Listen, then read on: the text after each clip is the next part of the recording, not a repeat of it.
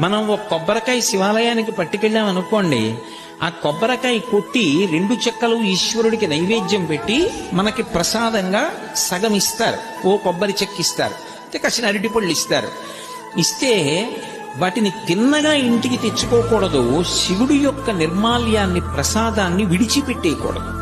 చాలా మంది తెలిసి తెలియక ఒక మాట అంటుంటారు, శివాలయం నుంచి ప్రసాదం తెచ్చుకోకూడదు అంటుంటారు. బాగా వినండి, శివాలయం నుంచి ప్రసాదం పట్టికెళ్ళి తీరాలి ఇంటికి. దాన్ని గోడ మీద పెట్టేయడం, నంది దగ్గర పెట్టేయడం, అటువంటి పిచ్చి పనులు చేయకూడదు. ప్రసాద తిరస్కారము బహుదోషము, ప్రసాదాన్ని తిరస్కరించకూడదు. అందుకే అన్నవరం సత్యనారాయణ స్వామి కథలో ప్రసాదాన్ని తీసుకోకుండా ఆ పిల్ల భర్తని చూడ్డానికి వెడితే పడవ మునిగిపోతుంది. ఒక కథలో ఏమిటి, ప్రసాదం తినకపోతే పడవలో ముంచేసేటంతటి పైశాచికవాదా పరమేశ్వరుడు? అంత పైశాచిక మనస్తత్వం ఉన్నవాడా? కాదు.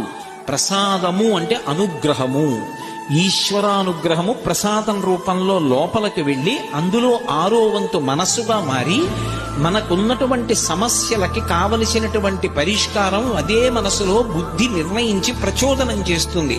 ఆ ప్రసాదం లోపలికెడితే సమస్యకి పరిష్కారం లోపల పుడుతుంది.